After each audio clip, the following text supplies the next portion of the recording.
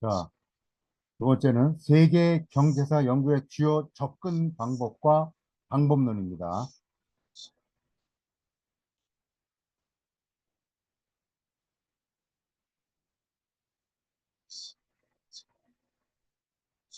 2-1 주요 접근 방법. 세계 경제사 연구는 다양한 접근 방법을 통해 인류의 경제적 활동과 그 변화를 탐구합니다.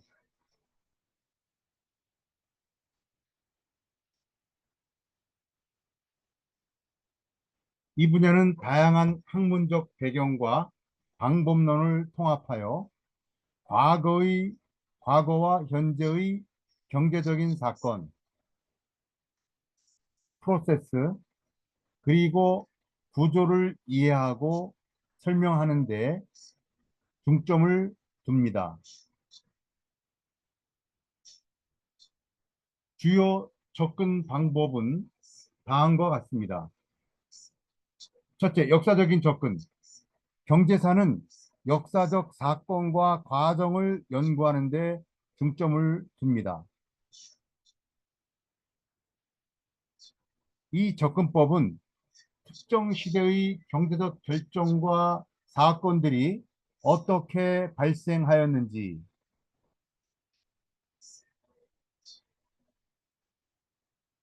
그리고 이들이 시대적, 지리적 맥락 속에서 어떤 영향을 미쳤는지를 이해하는 데 도움을 줍니다. 예를 들어 산업혁명이나 금융위기와 같은 중요한 경제적 사건들이 발생한 배경과 그 영향을 분석합니다. 두 번째, 비교적인 접근. 경제사는 다양한 국가나 지역 간의 경제적 차이와 유사성을 비교적으로 분석합니다.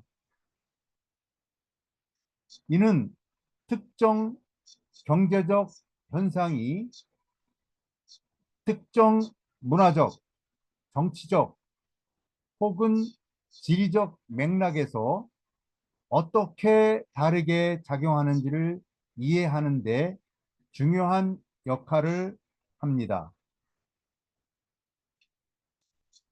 비교적인 접근은 경제적 발전의 다양한 경로를 이해하고 특정 정책이나 사건이 경제에 미치는 영향을 평가하는 데 도움을 줍니다. 정량적 분석. 경제사는 정량적 데이터와 통계적 방법을 사용하여 경제적 현상을 분석합니다. 이는 경제적 변수들 간의 인과관계를 밝히고 경제적 패턴이나 추세를 식별하는 데 유용합니다.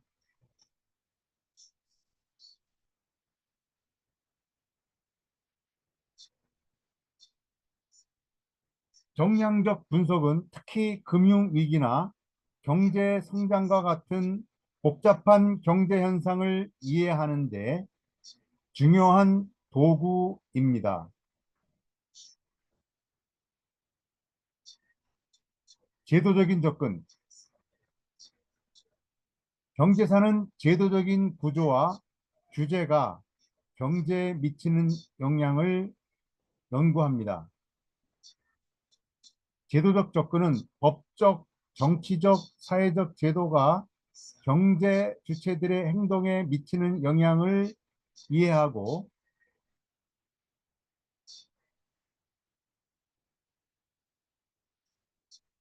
특정 제도의 변화가 경제 성과에 미치는 영향을 분석하는 데 중요합니다. 예를 들어 시장 경제와 계획 경제 간의 제도적 차이가 어떻게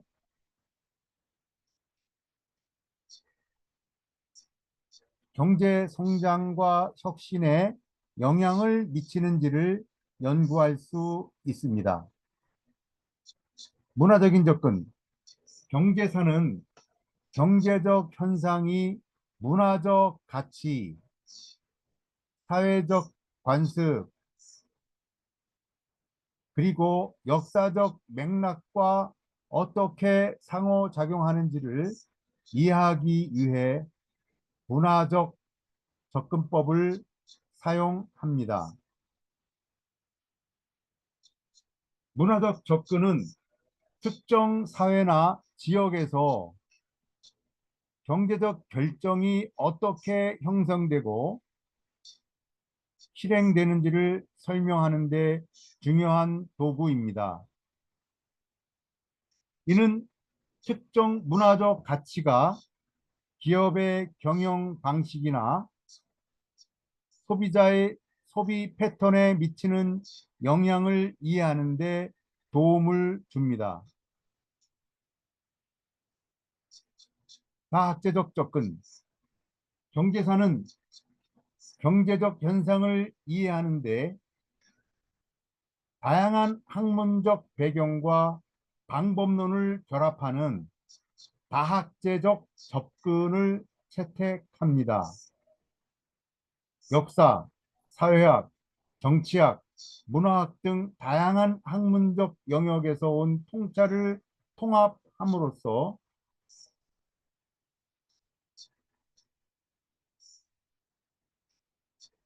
경제적 현상의 복잡성과 다양성을 이해하는 데 기여합니다. 다학제적 접근은 경제사에게 넓은 시야를 제공하고 경제적 현상의 다양한 측면을 종합적으로 이해하는 데 중요한 역할을 합니다. 이러한 주요 접근 방법들은 세계 경제사가 인류의 경제적 활동과 발전을 전반적으로 이해하고 그 변화를 예측하며 설명하는 데 있어 필수적인 도구들입니다. 이 접근 방법들을 통해 경제사는 과거와 현재의 경제적 사건들이 어떻게 발생하고 그 영향이 어떻게 전 세계적으로 상호작용하는지를 보다 잘 이해할 수 있습니다. 2-2 세계 경제사 연구 방법론.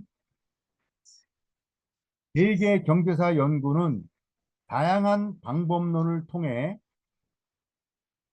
인류의 경제적 활동과 그 변화를 이해하고 설명하는 학문적 접근을 취합니다.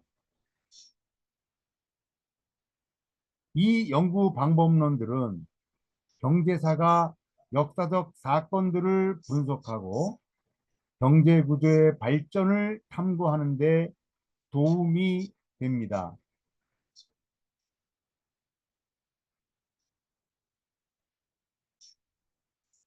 주요한 세계 경제사 연구 방법론에 대해 설명해 보겠습니다.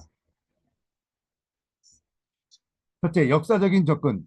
경제사 연구에서 가장 중요한 접근 방법 중 하나는 역사적 접근입니다.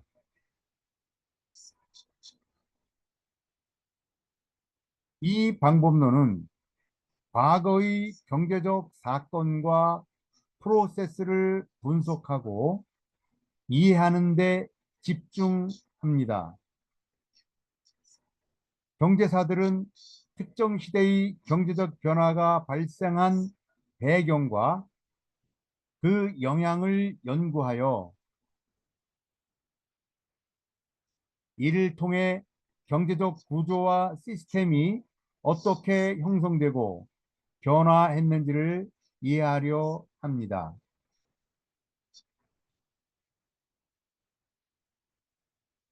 예를 들어 산업혁명이나 금융위기와 같은 중요한 경제적 사건들이 발생한 배경과 그 영향을 분석하여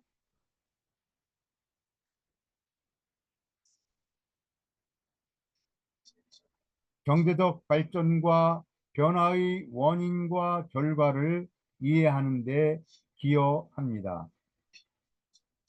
비교적인 접근 두 번째, 세계 경제사는 다양한 국가나 지역 간의 경제적 차이와 유사성을 비교적으로 분석하는 비교적 접근 방법을 채택합니다.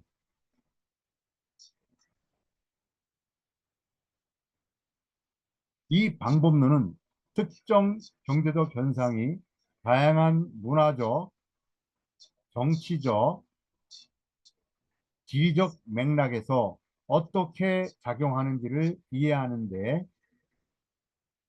중요한 역할을 합니다.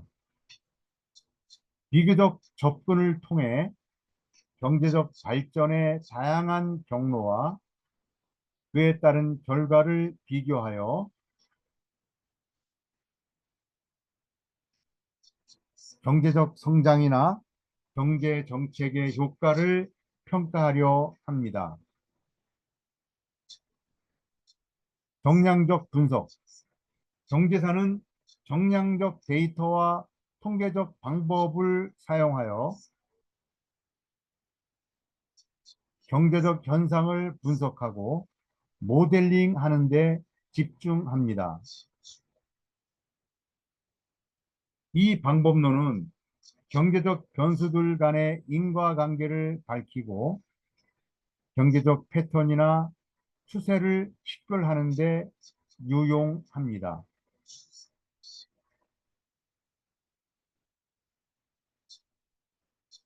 정량적 분석은 특히 금융위기나 경제 성장과 같은 복잡한 경제 현상을 이해하는 데 중요한 도구로 작용합니다.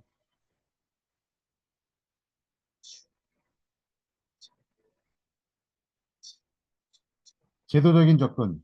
경제사는 경제적 구조와 규제가 경제에 미치는 영향을 연구하는 제도적 접근 방법을 사용합니다.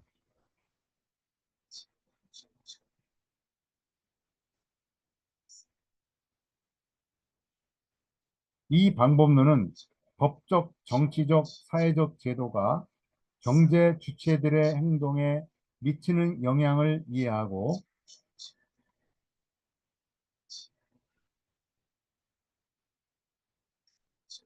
특정 제도의 변화가 경제 성과에 미치는 영향을 분석하는 데 중요합니다. 예를 들어 기장경제와 계획경제 간의 제도적 차이가 어떻게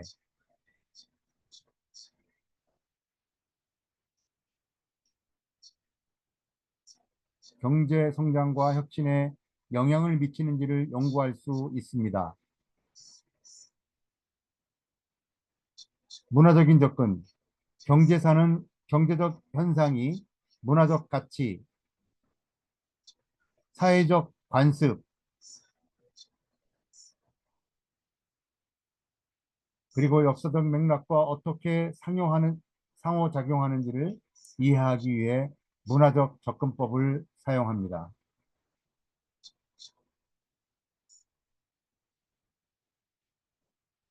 이 방법론은 특정 사회나 지역에서 경제적 결정이 어떻게 형성되고 실행되는지를 설명하는 데 중요한 도구입니다.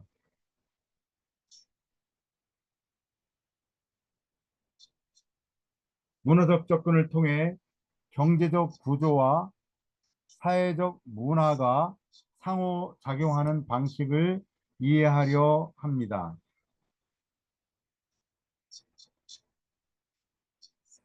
다학제적 접근. 경제사는 경제적 현상을 이해하는데 다양한 학문적 배경과 방법론을 결합하는 다학제적 접근을 채택합니다. 역사, 사회학, 정치학, 문화학 등 다양한 학문적 영역에서 온 통찰을 통합함으로써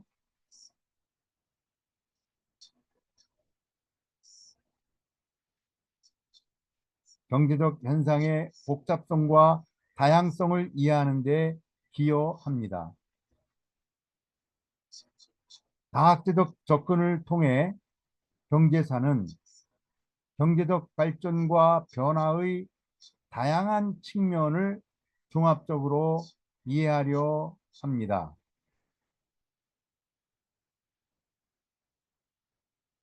이러한 다양한 방법론들은 경제사가 과거와 현재의 경제적 사건들이 어떻게 발생하고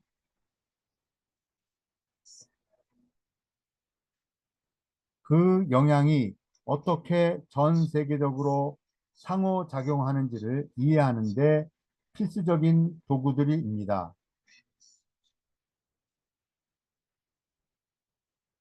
이 방법론들을 통해 경제사는 다양한 시점에서 경제적 구조와 변화를 심층적으로 분석하고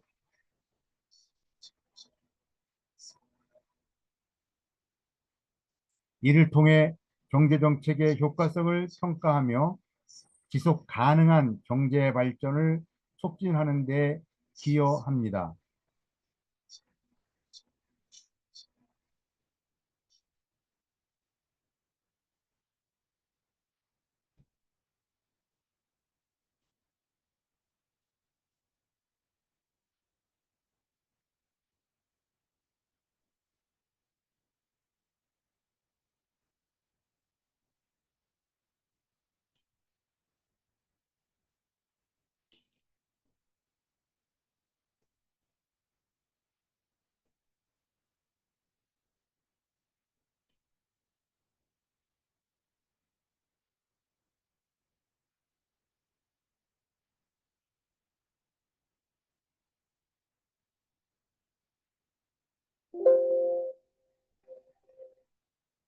에 휩싸였습니다. 오랜 시간 묵혀져 있던 민족, 국가 간의 갈등은 사라예보의 총성 하나로 빵 하고 터져버렸죠. 그리고 약 4년간 1,000만 명이 사망하는 인류 역사상 최악의 전쟁이 지속되었습니다. 그런데 이 전쟁이라는 참상 속에서도 나홀로 웃음 짓던 국가가 있었는데요. 바로 미국입니다. 미국은 전쟁 기간 동안 군수 물자와 석유, 식품 등을 수출하며 막대한 돈을 벌었습니다. 뿐만 아니라 돈을 벌기 위해 무기를 생산하며 기술력을 갖추게 되었고 그로 인해 국방력 또한 강화되었죠. 그리고 유럽 사회 전체가 피폐해져 있을 때 전순국이자 국토에 피해가 전혀 없었던 미국은 전후 복구라는 것도 할 필요가 없었고 결국 미국은 전 세계 최대 산업 강국이자 국제사회의 리더로 급부상하게 됩니다. 그렇게 1918년에 1차 세계대전이 끝나고 1920년대로 접어들자 미국은 건국 이래 유례없는 호황기를 누리게 됩니다. 우리는 이 시기를 광란의 20년대라고 부르고 있죠. 이때의 시대상을 잘 나타내는 영화가 바로 위대한 개츠비입니다. 미국의 소설가 스콧 피츠제럴드가 쓴 소설이 원작인 작품인데요. 물질적 풍요 속에서도 도덕적, 윤리적으로 타락했던 미국 사회의 치부를 드러낸 미국을 가장 잘 드러내었고 가장 미국스러운 소설이라고 평가받고 있는 작품입니다. 아무튼 본론으로 돌아와서 말 그대로 20년대 미국은 광란 그 자체였습니다. 특히 포드 시스템이라고 불리던 대량 생산 시스템은 미국의 제조업 풍토를 아예 바꿔버립니다. 컨베이어 벨트 시스템, 부품의 표준화 등을 핵심으로 한 포드의 생산 방식은 효율성을 극대화시켰고 대량 생산을 통해 자동차 산업을 크게 발전시켰는데 1929년 디트로이트의 포드 공장에서는 17초마다 자동차 한 대씩 생산될 정도였다고 합니다. 또한 생산 단가를 낮춰 소비자 가격 역시 인하되었고 더 많은 사람들이 자동차를 구매할 수 있게 됩니다. 이렇게 자동차가 대중화되니까 석유 산업이 발전하고 강철, 고무, 유리와 같은 부속품 생산이 늘어났고요. 또 많은 사람이 자동차를 갖게 되니까 생활 반경이 늘어나 도시는 점점 넓어지고 팽창하면서 도로 깔고 건물 짓고 주택을 공급하는 건설업도 엄청난 호황을 누리게 됩니다. 더불어 전자제품, 가전제품 등 우리 생활을 이루는 부분에 있어서도 생산이 급증하다 보니 기업들은 고용을 늘리게 됐고요. 그러다 보니 사람들은 일자리 걱정을 할 필요가 없어집니다. 그렇게 중산층이라는 게 확산되기 시작했고 여가를 즐기는 문화, 특히 음악, 스포츠, 영화와 같은 대중문화 산업이 부흥하기 시작합니다. 찰리 채플린의 영화에 모두가 웃음지었고 베이브 루스는 홈런을 뻥뻥 날려댔으며 잭 댐프시의 펀치는 많은 사람들을 열광시켰습니다. 특히 루이 암스트롱으로 대변되는 미국의 재즈는 이 시대의 풍요로움을 상징하는 음악이었습니다. 그의 음악과 함께 미국은 경제적 번영, 문화적 융성, 사회적 발전을 계속해서 이루어 나가고 있었죠. 또한 당시 미국은 금주법을 시행하고 있었는데 이로 인해 주류 밀매가 유행하기 시작했고 이때 시카고에서 알 카포네라는 마피아 두목이 성장하기도 했습니다. 그렇게 미국은 1920년에서 1929년 사이 GDP 성장률 42%, 실업률은 4%대를 기록하며 파티를 즐기고 있었죠. 그리고 이 시기 사람들이 필수 소비 외에도 투자를 할 수 있는 여력이 생기자 주식으로 돈이 몰립니다. 자연스레 엄청난 투자금이 몰리다 보니 주식의 가격은 고공행진을 이어갔죠. 다우존스 지수는 1921년 최저 64.4포인트에서 시작해 연평균 25%의 상승세를 보이더니 1929년 9월 3일 381.17포인트를 기록하며 신기록을 작성합니다. 개별 주식도 아니고 주가 지수가 무려 6배가 뛴 것이죠. 피셔 방정식으로 유명한 경제학자 어빙 피셔 역시 주식 가격은 떨어지지 않을 새로운 고점에 도달했다라고 발언하기도 했습니다. 이 시기 주식에 투자하기 위해 은행에 대출을 신청하면 10배의 금액을 대출해주기도 했었습니다.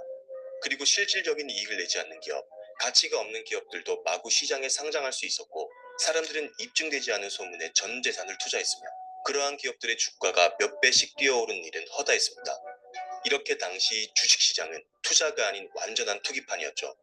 특히 당시 미국은 자유시장 경제, 즉 애덤 스미스의 보이지 않는 손으로 대변되는 자유방임주의의 대표 국가였고 시장 경제 체제의 우월성을 입증하고 있었던 미국 정부는 시장 개입을 최소화했습니다. 당시 대통령이었던 켈빈 플리지 역시 정부는 가능한 한 시장에 적게 개입해야 한다라는 철학을 가지고 있었죠.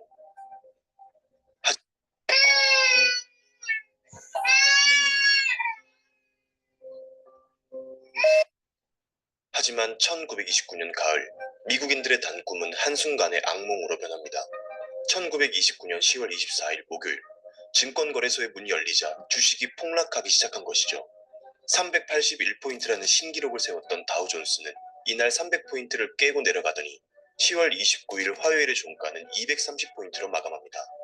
그리고 우리는 역사적인 붕괴가 시작된 10월 24일 목요일을 검은 목요일, 10월 29일 화요일을 검은 화요일이라고 부르고 있습니다.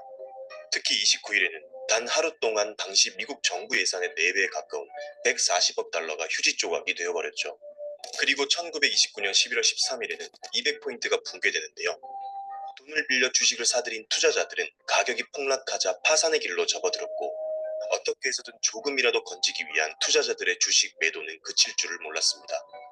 결국 대세 하락장으로 이어진 주가지수는 1932년 7월 7일 41.81포인트를 찍습니다. 381에서 41, 3년이 채 되지 않아 89%가 증발한 것이죠.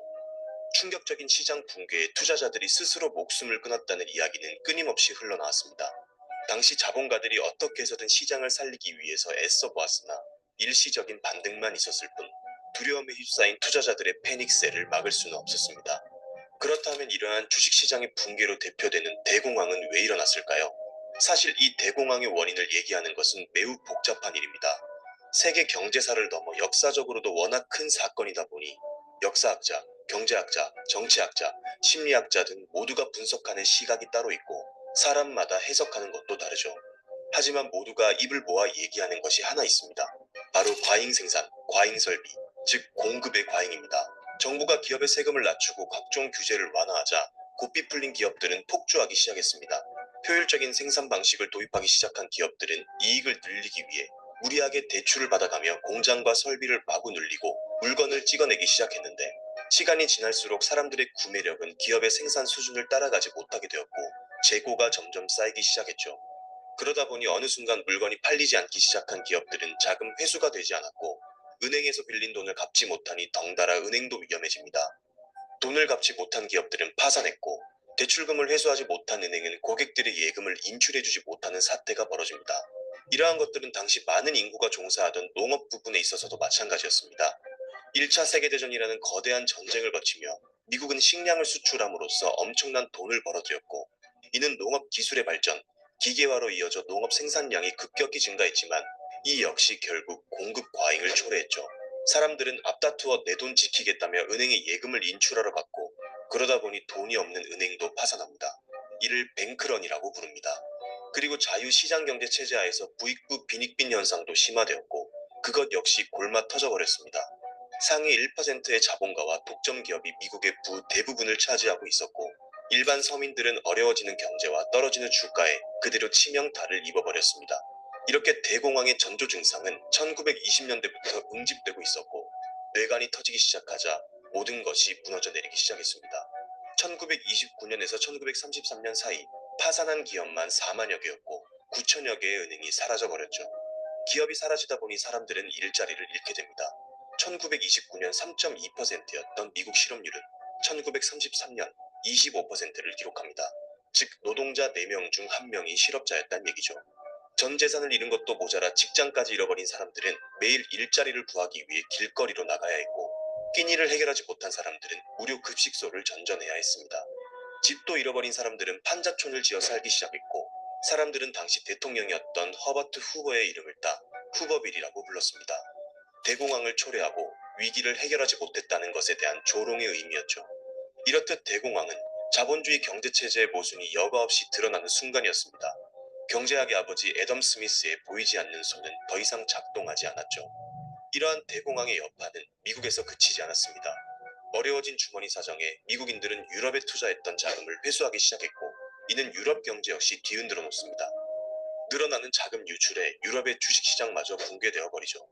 더군다나 미국이 돈이 없으니까 유럽으로부터 수입을 하기 어려워졌고, 그렇게 유럽의 대미 수출이 급감하다 보니 수출기업 역시 직격탄을 맞게 되었습니다. 이렇듯 세계 경제를 이끌어가던 미국의 침체는 전 세계를 불황의 늪으로 빠뜨리고 있었습니다. 그리고 이러한 불황에 가장 큰 치명타를 입은 국가가 바로 독일입니다. 독일은 불과 10년 전 종전되었던 1차 세계대전의 패전국으로서 베르사유 체제하에 막대한 배상금을 물고 있었고, 영국과 프랑스 등 승전국들은 여러 식민지로부터 시장, 자원 등을 확보하며 어느 정도는 버틸 수는 있었으나, 독일은 가지고 있던 식민지를 모두 상실한 상태였기 때문에 그 여파는 더욱 컸죠. 그리고 독일은 1920년대 초부터 막대한 배상금을 지급하기 위해 화폐를 마구 발행하며 극심한 화폐 가치의 하락을 경험했습니다. 100조 마르크나 되는 화폐가 등장하기도 했었죠. 이 말은 즉 노동자들이 이번 달 월급을 받아도 다음 달이 되면 그 돈은 휴지 조각이 되어버린다는 뜻입니다. 이를 해결하기 위해 독일은 기적의 화폐라고 불리는 렌텐마르크라는 것을 도입하며 화폐 개혁을 단행해 인플레이션을 진정시키고 있었고, 미국으로부터 금융 지원과 투자를 받아가며 경제를 조금씩 회생시켜 나가고 있었죠. 그런데 또다시 미국발 불황에서 커다란 타격을 입어버린 것입니다. 조금 나아지려고 하니까 다시 폭탄을 맞은 것이죠. 1932년 당시 독일은 600만 명 이상의 일자리가 없었고 실업률은 40%에 육박했습니다. 전쟁의 패배, 식민지 상실, 배상금 지급, 그리고 경제 대공황까지. 이러한 어려움 속에 독일인들의 심정은 어땠을까요? 독일 국민들은 엄청난 좌절감, 그리고 거기서부터 오는 분노를 폭발하기 시작했고, 이는 곧 강력한 민족주의로 이어졌습니다. 그리고 이러한 대중의 마음을 가장 잘 활용하며 등장한 인물이 바로 아돌프 히틀러, 그리고 나치였습니다. 다시 미국으로 돌아와서 1933년 프랭클린 루스벨트가 미국 제32대 대통령으로 취임합니다. 그리고 그는 우리가 두려워할 유일한 것은 두려움 그 자체이다 라는 유명한 취임식 연설과 함께 미국 경제를 살리겠다는 의지를 표명했죠. 그리고 추진한 정책이 바로 그 유명한 뉴딜 정책입니다. 뉴딜 정책이란 대공황에 대응하기 위해 도입된 일련의 프로그램으로 대규모 공공사업, 금융규제, 사회보장제도 도입 등을 포함한 종합적인 경제 회복 프로젝트였죠. 백악관에 입성한 그는 가장 먼저 사람들을 일터로 돌려보내는 것이 시급하다라며 본격적으로 정부가 나서 시장에 개입해 공공사업을 벌이며 일자리를 창출합니다. 그렇게 뉴딜 정책하면 가장 먼저 떠오르는 것이 바로 테네시 계곡 유역에 댐과 발전소를 짓는 테네시 계곡 개발공사 설립이었죠. 7개의 주에 걸쳐 있는 테네시강 유역에 수십 개의 댐과 발전소를 지으며 수많은 일자리를 창출합니다. 또한 규제가 없다시피 했던 은행의 회생을 위해 긴급은행법을 도입하는데요. 뱅크런 사태를 막기 위해 은행에 임시 휴업을 명령했고, 은행의 재정 건전성과 시스템을 점검하면서 은행을 살리는 데 많은 자금을 투입했습니다. 또한 예금보험공사를 설립해 예금자의 예금을 보호해주는 제도도 처음 시행했습니다. 그리고 증권거래위원회를 설립해 주식시장을 감독하고 규제함으로써 금융시장의 투명성과 안정성을 강화해 나갔죠. 또한 농업조정법이라는 것을 도입해서 농업 생산량을 규제하며 농산물 가격을 안정시키고 농민들에게 보조금을 지급하기도 했습니다. 이를 비롯한 여러 국가 정책들은 미국 경제에 다시금 활력을 불어넣었고, 그렇게 불황은 어느 정도 회복세를 보이는 듯했습니다. 하지만 이러한 뉴딜 정책으로 대표되는 국가 주도의 사업은 막대한 재정 적자를 초래하기도 했습니다. 재정 적자를 줄이기 위해서 재정과 통화 부분에서 긴축 정책을 펼쳤고, 이로 인해 경제 성장에 둔화 압력을 받기도 했습니다. 그렇게 1937년경 다시 살아나던 경기가 침체로 돌아서는 루스벨트 불황이라고 불리는 부작용이 발생하기도 했죠. 그런데 모든 것이 한치 앞을 예상할 수 없는 것처럼 미국 역시 예상치 못한 이벤트로 인해 부활할 수 있었습니다. 그것은 바로 제2차 세계대전이었죠. 1939년 9월, 결국 독일이 폴란드를 침공하면서 불과 20년 만에 전 세계가 다시 한번 전쟁의 소용돌이에 빠지게 됩니다. 미국은 중립국으로서 고립주의 노선을 택하며 한 발 빼고 있었죠.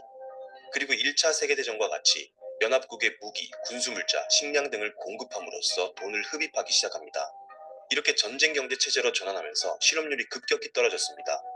그리고 1941년 일본의 진주만 공습으로 미국은 고립주의 노선에서 벗어나 전쟁 체제로 돌아서며 수백만 명의 미국인들이 입대하면서 전쟁 관련 산업의 종사자는 더욱더 늘어나기 시작했습니다.